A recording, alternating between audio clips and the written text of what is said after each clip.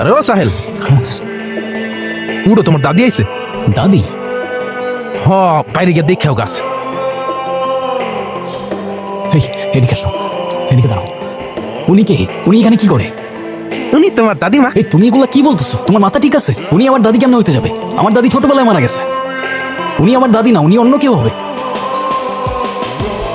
তোমরা আমার বাড়িতে কি করছো? এটা তো আমার বাড়ি। আমার বাড়িতে কি করছি মানে? এ কি কি হয়েছে আপনার? আপনি কাঁদছেন কেন? আমি কেমন করে বাড়িতে যাব? আমার ছেলের কাছে, নাতির কাছে যাব কেমন করে? আপনি কাঁদবেন না, আপনি আপনি অবশ্যই যাবেন আপনার বাড়িতে। আমি বললাম তো, আমি কথা দিলাম আপনাকে। আল্লাহ তোমার ভালো করুক, আল্লাহ তোমার ভালোটাই করুক বেটা। আমারে কিছু খেতে দিবা? আমার অনেক খিদা লাগছে। আমার ওষুধটা নিয়ে আসো না। কিসের ওষুধ? ওই যে হাঁটুতে ব্যথা না, ওইটার ওষুধ।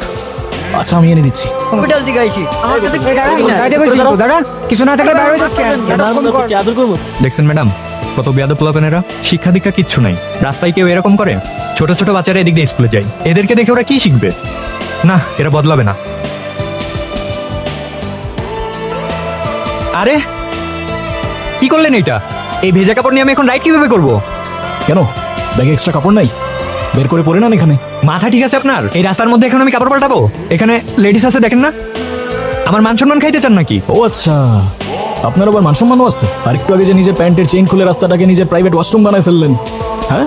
তখন মাথায় ছিল না এখানে লেডিস আছে? আর কি যেন বলছিলেন একটু আগে? ছোট ছোট বাচ্চারা এদের থেকে কি শিখবে? আপনার থেকে কি শিখবে? খুব মহৎ কাজ শেখাচ্ছেন না আপনি, হ্যাঁ? মানুষকে বদলাতে বললেই কি সব বদলে যাবে? আগে নিজেকেও বদলাতে হবে ব্রাদার।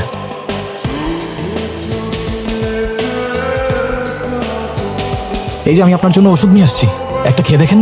ব্যথা কোথায় হাওয়ায় মেলায় যাবে বুঝতেও পারবেন না। অনেক দোয়া করি তোমাকে।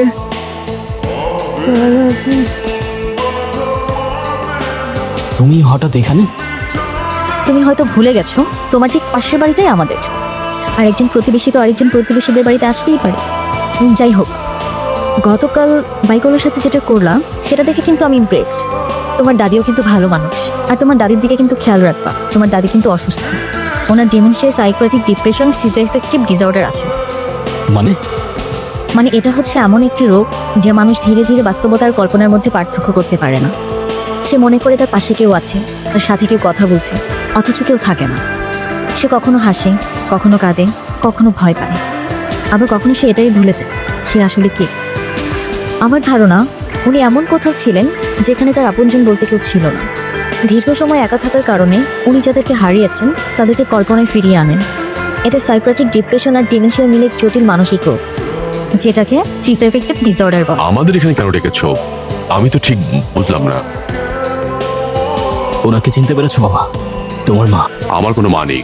থাক, তোমার কিছু বলতে হবে না, আমি বলছি। যখন তোমার মা মারা যায় তখন তুমি আর তোমার আত্মীয় স্বজনরা মিলে তোমার বাবার সাথে ওনার বিয়ে দাও। তোমরা ভেবেছিলে দাদার দেখাশোনা করার জন্য তোমরা যথেষ্ট না। দাদার বয়স তখন হয়তো 57 বছর। কে কি বলবে না বলবে সেসব না ভেবে তুমি তোমার ডিসিশনটা নিয়েছিলে। তার জন্য তোমাকে তো হাততালি একটা দিতেই হয় বাবা, সেটা তুমি ডিজার্ভ করো। তারপর 1 বছর চলে যেতে না যেতেই দাদা মারা যায়, আর ওনাকে তুমি বাড়ি ছেড়ে চলে যেতে বললে। দাদার জীবনের শেষ পর্যন্ত যেই মানুষটা তাকে যত্ন করে গেল তাকে এক নিমিষেই পর করে দিলে। তার প্রয়োজন শেষ হয়ে গেল আর তাকে বাড়ি থেকে বের করে দিলে। তুমি তোমার আপন বাবার খেয়াল রাখতে পারবে না বলেই ওনাকে এনেছিলে। আর উনি তো তোমার সৎ মা, তাকে কিভাবেই কাছে টানবে তুমি? এই ডক্টর দেখাও, মেডিসিন কেন, আর আল্লাহ না করুক যদি বিছানায় পড়ে যায় তাহলে কে দেখবে, তাই না বাবা? তবে এসব যদি তুমি মেনে নিতে নাই পারো তাহলে কেন তোমার বাবার জন্য নতুন বউ আর তোমার জন্য নতুন মা নিয়ে এসেছিলে বাবা? এই মানুষটা একা থাকতে থাকতে দিন দিন মানসিক রোগীতে পরিণত হয়ে গিয়েছে। তোমরা এই মানুষটাকে ভুলে গিয়েছিলে, কিন্তু ওনার স্মৃতিশক্তি কমে গেল, উনি সেটা পারেনি। উনি তোমার মা তো হতে পারেনি, কিন্তু আমার দাদিমা ঠিকই হয়েছে বাবা।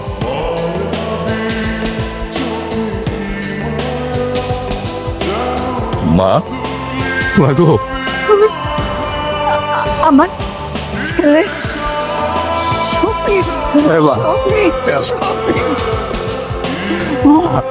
আমি তোমার পাপী সন্তান, তুমি আমাকে ক্ষমা করে দাও মা, তুমি আমাকে ক্ষমা করে দাও। আমি অনেক পাপ করেছি মা, আমি অনেক পাপ করেছি, তুমি আমাকে ক্ষমা করে দাও মা। সময়ের হিসাবে সব সম্পর্কের গল্প লেখা হয় না। কেউ একদিনেই হয়ে যায় আপন, আবার কেউ সারা জীবন থেকেও থেকে যাবে মানান।